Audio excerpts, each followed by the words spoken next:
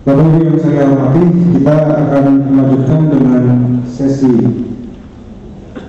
internasional ini dengan mengundang pembicara kedua. So now I would like to invite our second speaker. The speaker is Dr. Ian Brown. Saya akan bacakan resume daripada Dr. Ian Brown. I will read it in bahasa. Associate Director dari Oxford New Cyber Security Center yang didirikan untuk mempertemukan para pakar dari sejumlah disiplin ilmu di Oxford dan dunia yang lebih luas untuk menghadapi tantangan keamanan cyber pada abad ke-21. Beliau menjadi Senior Research Fellow di Oxford Internet Institute, University of Oxford, dan sejak tahun 1998 beliau menjadi anggota dari Privacy International. So let's have a big hand for Dr. Ian Brown. We have the floor for 20 minutes presentation and 15 minutes question and answer. Thank you. Like Marco, I'm delighted to be here. It's a very well organized conference. Thank you to the Ministry of Communications. Thank you to you all for coming. I've been asked today to talk about sovereignty in cyberspace, which is perhaps a slightly more abstract topic than the specifics about cybercrime and cybersecurity that Marco was covering. But what I'm going to try to quickly do, and again my slides will be online, so you don't have to see the details, is talk about issues related to national sovereignty on the one hand and global internet governance on the other. As Marco was saying, with cybersecurity, it's very important that countries cooperate with each other. Sometimes they might even want to pool national sovereignty in the way that the European Union member states have done to more effectively fight cybercrime.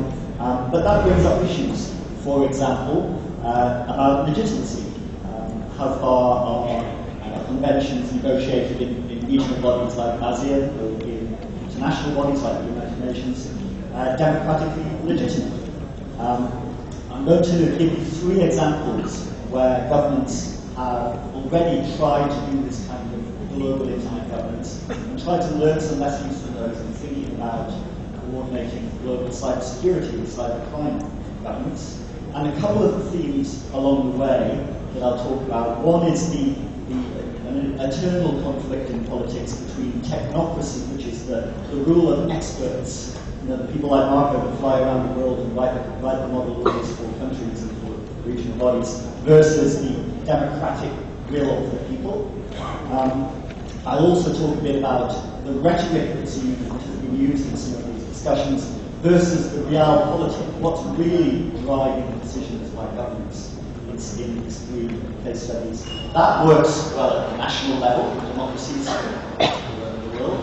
Obviously, in autocratic regimes, that is not the case. And that's a very significant factor when you're talking about states cooperating in regulating the internet or other global matters, not least because the country with the most internet users, China, is not a democracy, clearly. So decisions of the Chinese government do not have this democratic legitimacy that decisions of the Indonesian government do have.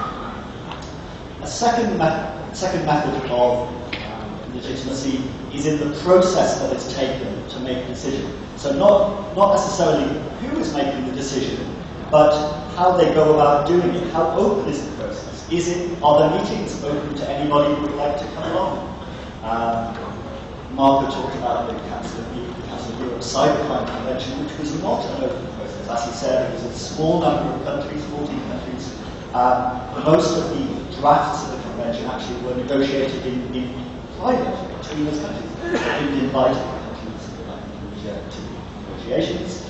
They did not invite civil society experts or people from universities, from human rights groups, from campaigning groups. They didn't officially, although certainly unofficially they were involved heavily, invite industry representatives. And usually with the internet, a lot of the expertise you need to effectively regulate the internet resides in companies, because those are the people in the internet service providers that are providing the connectivity, people in the search engine, and so on, who know how the technology really works, and can sometimes point out that draft regulations really might have unintended consequences, or might just not work at all in the way that the technology actually works.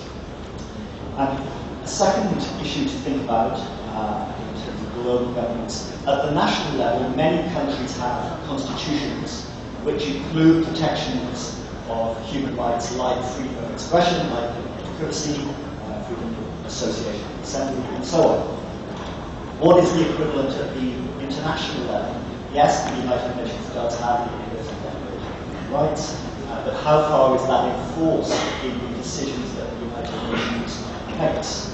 And thirdly, this talk about rhetoric sometimes disguising in discussions about international regulation and national regulation, of course, what the real interests at stake are. So a quote from a well-known English children's book, Humpty Dumpty, I had a picture of on the first slide, on the right there. Humpty Dumpty said, when I use a word it means just what I choose it to mean, neither more nor less. I'll give you some examples of that.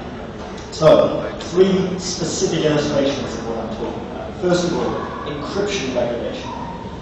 When your browser connects to an e-commerce site, the little lock appears in your browser bar.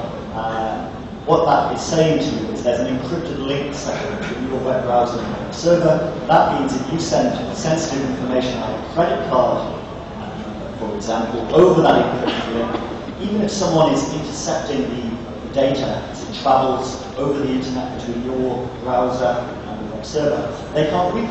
It's encrypted. Actually, this was very controversial for quite some time in the late 70s, all the way up to 2001, because governments, particularly their intelligence agencies, so I'll mainly talk here about the US National Security Agency, which is the government agency that does internet surveillance and other communications in the US. They were very unhappy at the spread of encryption on the internet initially, because they thought, we spend billions of dollars a year spying on communications. We don't want everyone having a technology that will stop us doing that. They drove a lot of the US government's policies in this area in the 80s and 90s, and actually even internationally, the US government tried very hard to persuade other countries to ban encryption, put serious restrictions on encryption software. They even had a specific ambassador for encryption laws to travel around the world to persuade countries to ban encryption. It didn't go very well, and I think we can learn some lessons from that fact. So just very briefly, the people you can see on the left hand of this timeline there are the American largely computer scientists that invented what's called public key encryption that's used on the internet very broadly in the late 70s. From 1977 onwards, NSA within the US first of all tried to ban academics from publishing information about encryption algorithms. Then they Then they tried to take control of funding of encryption research in universities to try to stop academics from being funded to do encryption. So that didn't really work either because of internal politics. But the thing that they tried very hard at was to ban the export of encrypted software. So US law was interpreted by them to say encryption software is like a weapon, and it's controlled by the same export controls control the exports of weapons. A man, you can see on the bottom there, called Phil Zimmerman, wrote some free software called Privacy that does email encryption, and it made its way onto the internet. He claimed it wasn't him that put it on the internet, it was somebody else. But he was pursued through the courts for 3 years by the US Customs Service for making that encryption software available. In the end, actually, the US Customs Service broke up doing that. At the same time, that was around 1990, 1992, AT&T, a huge phone company, announced that they were going to release a telephone that would encrypt the phone calls. And this was another big warning flag to people in NSA that wanted to stop this spread of encryption. And so from that point onwards, Al Gore, who was then Vice President of the US, led an interagency working within the government to say, how do we put this genie back in the bottle? How do we stop encryption and spreading? Some of the rhetoric that was used in that debate today looks pretty extreme, in fact, quite laughable, given what I said, that every single one of you has used the internet or used encryption software. You can see people, very senior government officials in the 1990s, and even in the last decade, saying things like US Attorney General Janet Reno, talking about people having computers and other weapons of mass destruction. I tend to think that computers are weapons of mass destruction itself, but it's revealing the mindset. The then FBI director who frees terrorists and criminals to exploit encryption. The UK Home Office, just 3 years ago, this quote, saying many people choose to use readily available encryption programs for their emails and so on. But these same technologies are also used by terrorists in activities. Sometimes these are what's called three of the four horsemen of the apocalypse on the internet, where terrorists, criminals, and pedophiles that justify government doing anything, banning anything they like, it's inconvenient. Whereas in reality, most of the interests in government, in blocking the spread of software, as I said, was in maintaining those government capabilities to intercept communications. They didn't want to, in this particular, other countries and other countries companies to be using encryption software and stopping their communications from being intercepted. And in reality, you can see the third quote there, somebody from NATO's terrorist threat integration unit saying encryption is actually against terrorists and regulation.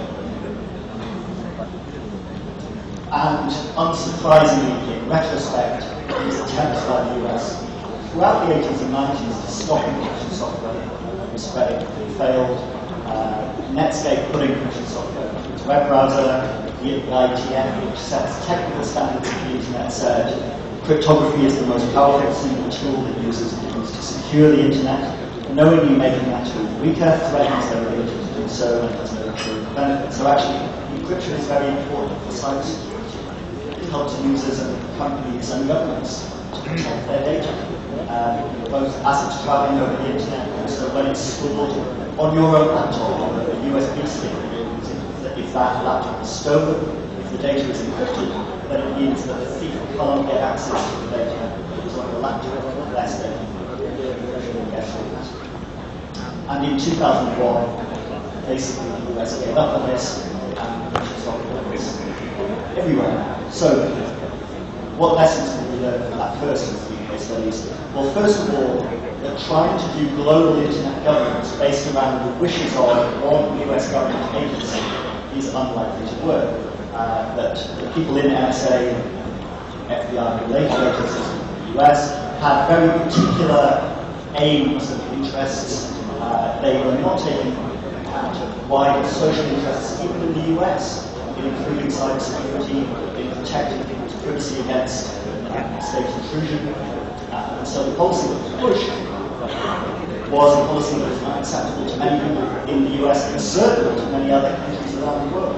That was one of the reasons that encryption control at the global level failed, because the US did not have the agreement with many other countries that this was something that was worth doing. So that's a big lesson for cybersecurity regulation. And I think we've learned. People are talking about, as Marco was, working in regional organizations like ASEAN and the United Nations, not just one country deciding. Because the UN is a very powerful country. This is how things are doing on the internet. Skip on. The second of my case studies. This gleaming building on the right is the World Intellectual Property Organization's headquarters in Geneva. WIPO is part of the United Nations. It develops a policy to do with intellectual property, copyright, patents, trademarks, design rights, and so on. It is supposed to, as you can see, quote there, develop a balanced and accessible international banking system which rewards creativity, stimulates innovation, and contributes to economic development while safeguarding interest. Marco mentioned how file sharing and copyright infringement is not a very recent thing. Certainly it goes back to the 1980s. And WIPO actually thought this was a big problem. All the way through the 1980s and 90s, they developed model laws and treaties that they wanted to update global copyright laws. However, again, one of the problems with this was pretty extreme rhetoric from some of the stakeholders pushing WIPO to do one thing that was not actually in that public interest that WIPO was supposed to represent.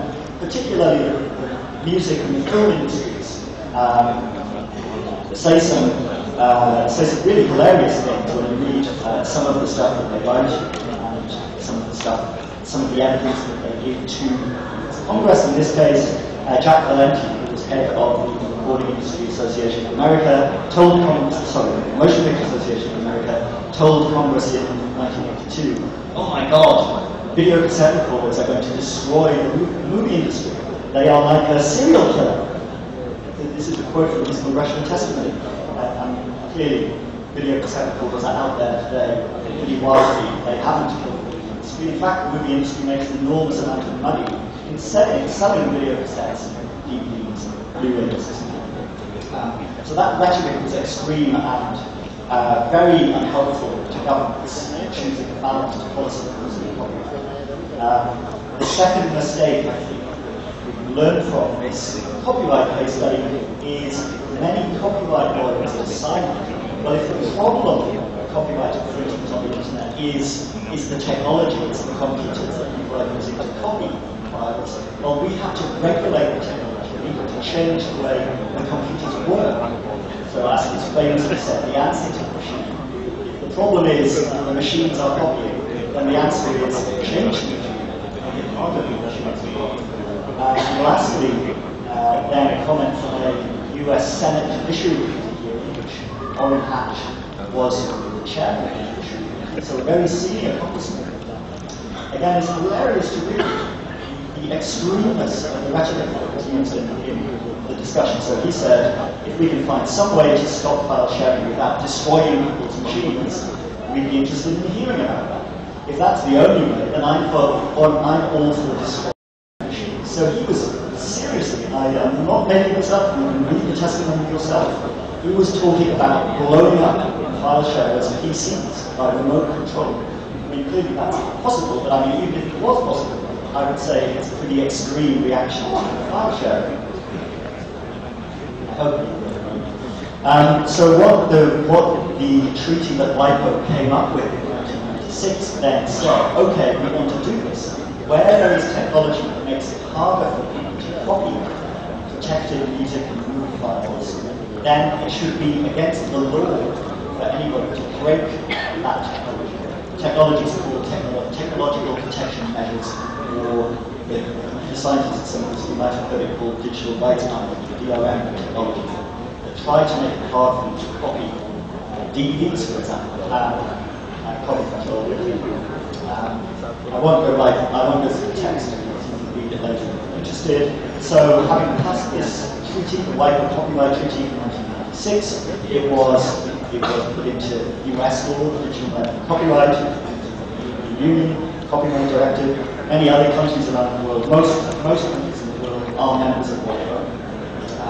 The US also was driving a lot of this policy, and so US free trade agreements also, ever since, have also included requirements for countries that have a free trade agreement with the US to ban breaking these protection measures. You might say, well, this is an attractive idea. We can make it harder for people to copy CDs, copy DVDs illegally. What's wrong with that?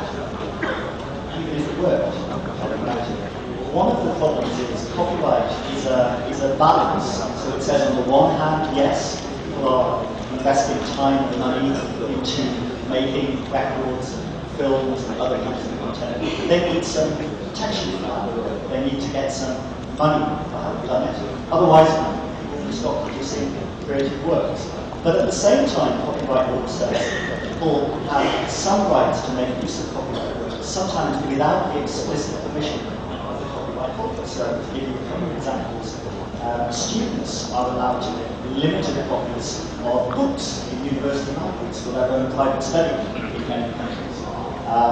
Blind people are allowed to use software that would read a document, a text document on a screen that they could not read themselves. Their software can turn into speech and read to them, again without the explicit protection, permission of the copyright. The big problem with technological protection measures is if you get in the way of it, stop people making use of these copyright limitations and exceptions. And say, well, should we can recognize when there's a legitimate exception and enable it. The problem is that some of those exceptions are very subtle and are very difficult actually to implement in a bit of software. So Ed Felton, who's a computer science professor at Princeton University, who's done a lot of work in this area. As you can see his quote there, he said the problem is we just can't do that. You can't enforce those fair uses of copyright works that are protected by the technology. You can see then the European Blind Union saying we need a legal right to let us do this kind of text-to-speech conversion and so on, which is essential for blind people who want to use the internet and who want to participate in the information society. If you're a blind person who can't read, that's pretty damaging to your life, to your career, and so on. And then lastly, one of the reasons actually digital rights management has really by and large gone away on music now on the internet is, firstly, it just wasn't working, so people were finding all kinds of ways to get around it, to share music on peer-to-peer systems. But secondly, because, as you can see the quote from Steve Jobs there, Apple got involved, Apple launched their iTunes store, and what Apple said was to the music companies, look, we want to sell people music that they can put on different devices, for example, not just music that will be locked to the on-camera device, which was one of the things that technological protection measures often forced them to do. So Apple persuaded music companies to allow Apple and others to sell unprotected music by default. So the lessons from this second of the three case studies. So on the one hand, this policy was certainly more legitimate than the encryption policy on this slide, because it was developed at the United Nations agency, which was open to all UN member states, and actually some of the developing country member states at WIPO, and made some improvements to those WIPO copyright treaty. Not enough, but some improvements over how the US and the EU had initially proposed those amendments at WIPO. So that was a positive thing. However, as well-intentioned as it was, this approach didn't work. It turned out to be very, very difficult for governments to regulate all PCs, smartphones, music players, and so on. It would be necessary if you were going to, through technical means, stop file sharing. So I'm sure it's file sharing is still rampant. I think in the end, the solution there has to be about the business model of the writing. It has to be about making music and movies and so on available to customers, willing customers, at a price that they are willing to pay, and that way persuade them to buy the works rather than downloading the networks. Final case study. You may not, some of you may not have heard about that, but you certainly know and use about the system that is responsible for the domain name system. When you type it into your browser, google.co.id, the first thing your browser does is use the domain name system to find out, well, what's the address, what's the numerical address of that machine that you're asking you to go and download the web page from. This is a private, public benefit California corporation that operates, it manages this global resource, this domain name system, but it's operating basically under an agreement with the US government. Some Jesus, you might imagine, not too happy. So where's the legitimacy of what ICANN does? It's an American company operating with the American government managing a global resource. Well, ICANN is well aware of this problem, so one approach they tried to increase their legitimacy was actually to hold global online elections that ICANN organized. They said anyone in the world who uses the internet stand for elections or anyone on the internet can register to vote in the elections, and there we go. That didn't work for various reasons, one of which is security of online voting is still nowhere near good enough. And Marco mentioned Estonia has e-voting. I do not recommend countries that have e-voting because the security really is not up to the task of national elections. Even bodies like ICANN, it's just too easy to hack systems that are running the election.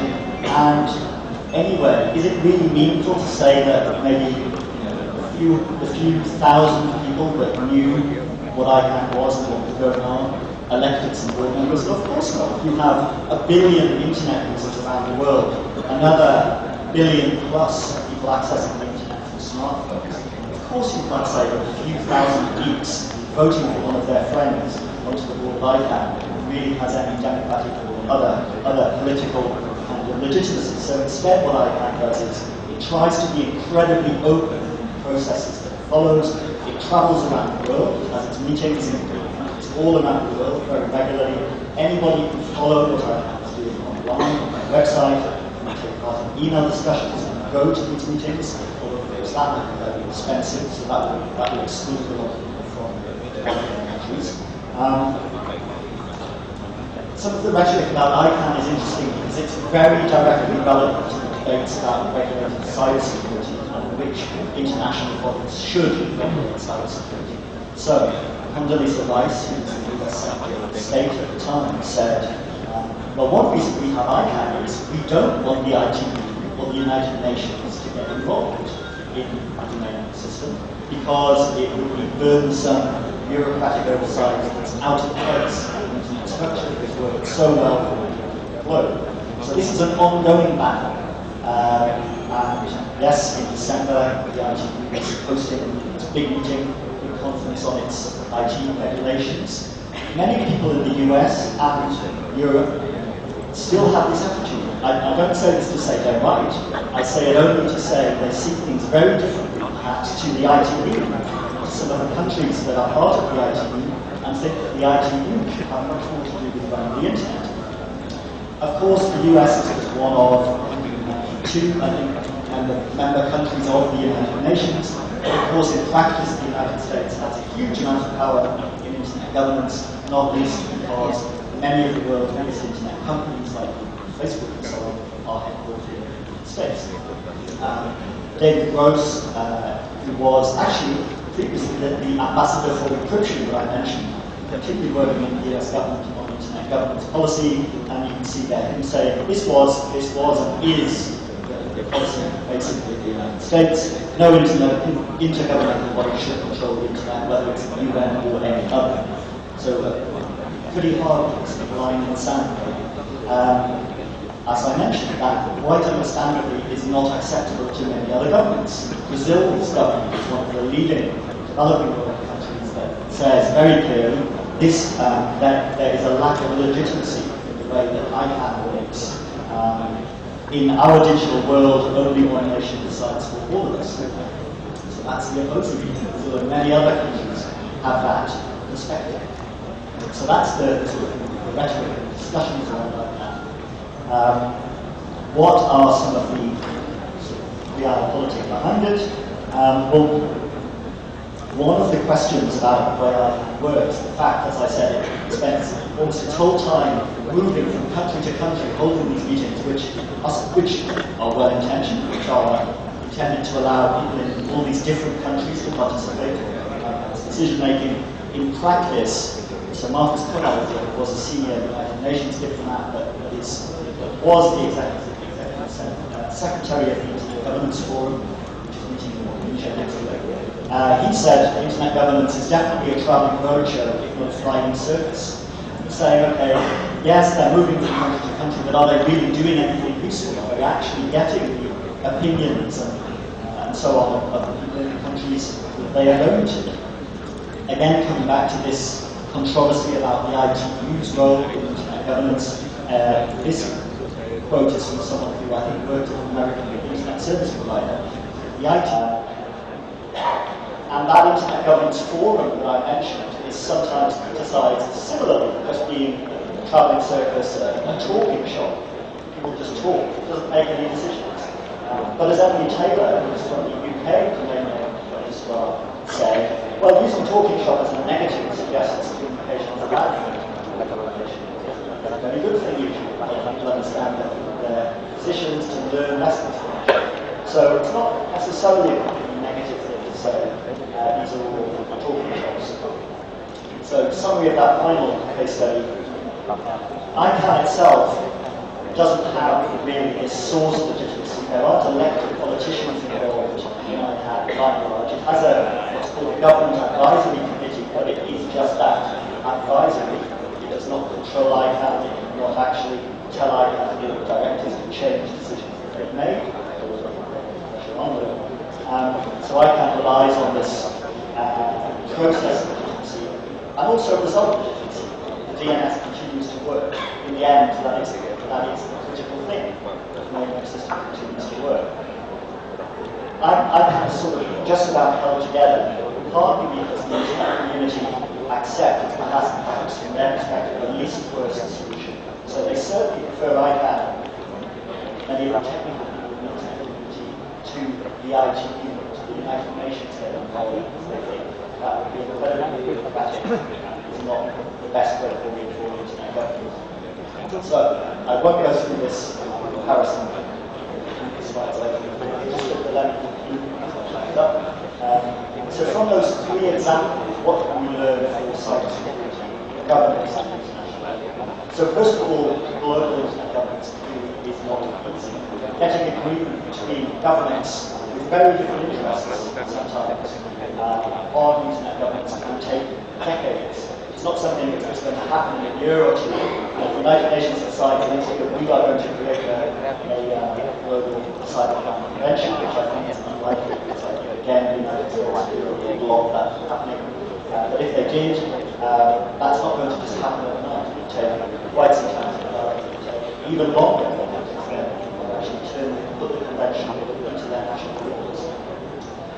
One thing that is supposedly different about internet governance from previous attempts at global governance is what I call these multi-stakeholder forums, like the internet governance, where you bring together not just government, but also the technology industry, civil society groups, human rights campaigns, and so on. So you try to share expertise amongst everyone that knows about the subject. You don't just have governments as in the nations making the decision. You don't just have one government. That's the US and China, a large, powerful country making decisions. We try to take account of everyone's views and find some consensus, although that will not always be easy, sometimes it will be impossible. And I'll just skip to the final one because I think it's important. So this idea of the copyright industry, the answer to the machine is in the machine. That internet regulation should be about regulating devices like computers and smartphones. Really comprehensively failed copyright enforcement. And I think fortunately regulators have learned something from that. So it's in cybersecurity regulation, people are not by and large taking this approach. They're taking the approach that Marco described, the much broader, holistic strategy that includes law enforcement, but it also international cooperation, education, and other things that governments need to do to protect their safety and cyberspace. Thank you. Jadi beberapa hal yang disampaikan oleh Dr. Ian Brown, judulnya itu sangat menarik ya sebenarnya, sovereignty in cyberspace, ya, kedaulatan di dunia cyber. Yang utamanya itu membicarakan bagaimana kita bisa mendapatkan legitimasi kalau kita ingin membuat sebuah aturan di dunia maya atau di dunia cyber, tentunya kita memerlukan legitimasi, dan ini harus dicapai melalui proses yang demokratis ya, sehingga tidak bisa hanya pemerintah saja atau hanya satu pihak saja yang menetapkan, baik itu dari setiap negara terhadap polisi-polisi yang dapat mempengaruhi kebijakan-kebijakan internet di internasional. Saya Andi Baca dari pengguna internet. Terima kasih Pak Andi. I would like to catch this. There is two questions. One is about the legitimacy of ICANN, because ICANN is a commercial entity in the United States, and secondly is about what is the position of IISF toward introducing the internet governance to most of the countries, even though IISF is not really endorsed, or it is not inside the union, but is endorsed by ITU and also the WSIS.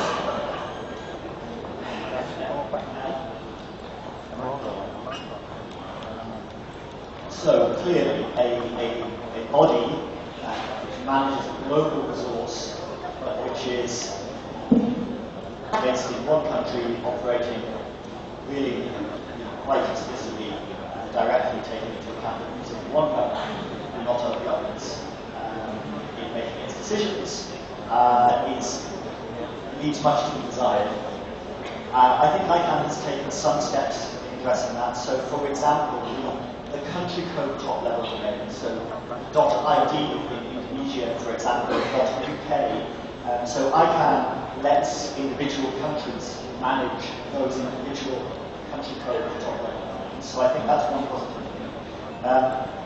I think there's a big question. ICANN right now is in the middle of a process that will introduce thousands of new top-level domains. So today we have addresses like .com, .google, .net, and a few others, but not a large number of others. ICANN is opening that up so there could be thousands and thousands of things like .museum, .bank, .books, .videos, and in international languages as well. So for countries that have scripts that aren't based on the Roman alphabet, like Chinese or Arabic, for example, include the native scripts into the domain system. So I think ICANN has taken steps to try to say, okay, well, globalizing, yes, we have this issue which probably is not going to change anytime soon. The US government is very determined that ICANN will remain a US corporation, and it does, ultimately, the US government controls what's called the root file of DNS, which says how everything sort of flows back up to the top of the hierarchy of DNS. And I think, to be honest, countries like Brazil will continue complaining about this, but they might achieve more in some different ways. All right, thank you so much. Actually, there are many other questions I believe so from most audience here, and because law in the internet is really something that we all need to regulate because it's a global thing. But I appreciate with a very brief, short presentation and question and answer. This should be. You can also accept questions directly through your emails. Ya, Bapak Ibu silakan kalau memang masih ada pertanyaan lagi bisa menghubungi Ian melalui email ataupun melalui direktorat kami informasi dari komunitas. Thank you so much. I appreciate for your speech. Thank you.